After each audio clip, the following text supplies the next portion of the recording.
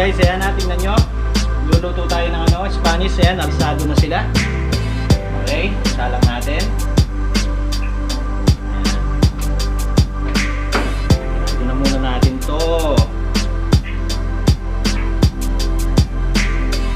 Okay, tingnan natin. Ayan. So, medyo na light brown na yung ganda ng lahat. Ayan, dito sa harap.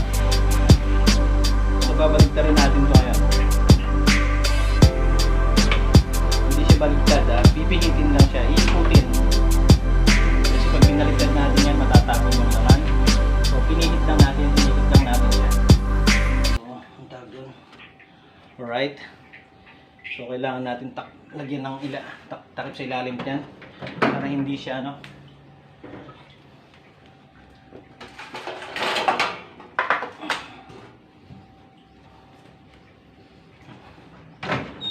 lagyan natin ng cover sa ilalim para hindi masunog.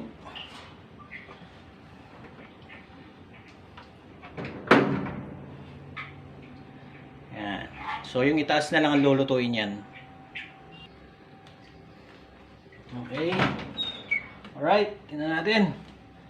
So baka pwede na nating isampay ito sa itaas para yung itaas na ang maluto.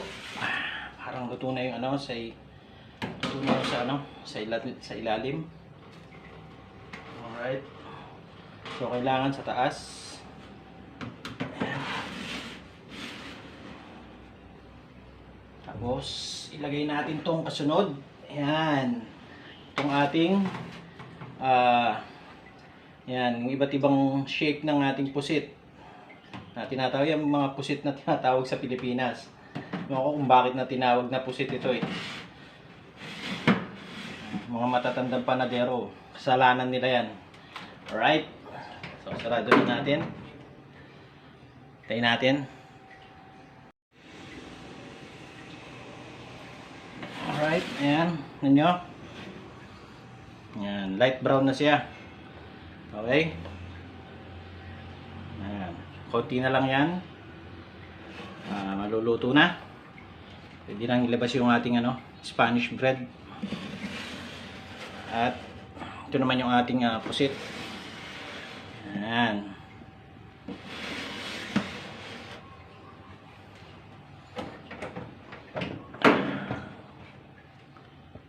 Tayo natin. Okay, tingnan natin yung ating Spanish bread. Pwede nang hanguin.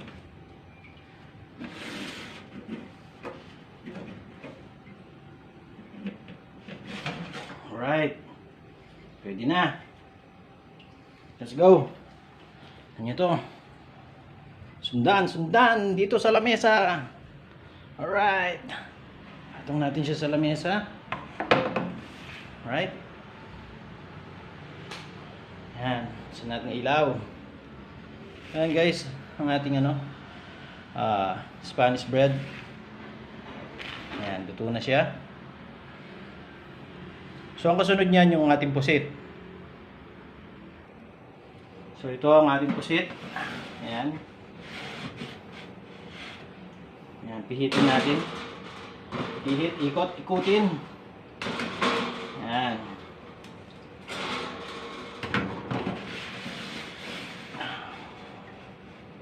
Okay.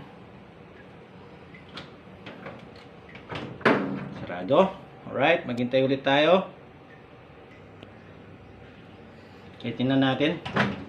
Baka pwede na siyang ilagay sa taas. Tingnan natin yung kanyang pangilalim. Alright, lagay natin siya dito sa bandang taas. Ayan.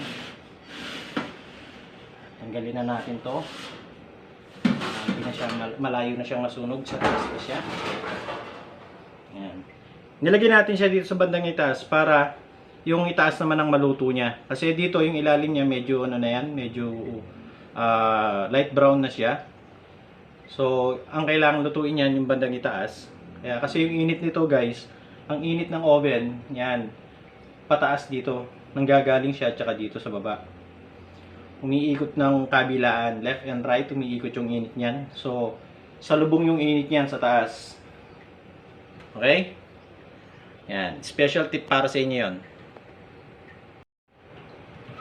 Guys, tingnan natin yung ating pusit na tinapay. Alright. Okay. Eto na siya. Ayan. Okay. Luto na. Luto na ang ating tinapay na pusit. So, ang gagawin lang natin dyan ay patayin ang ating oven. Isarado ng mabuti yung gasol. That's it. Ayan guys. Okay. Ayan. Alright.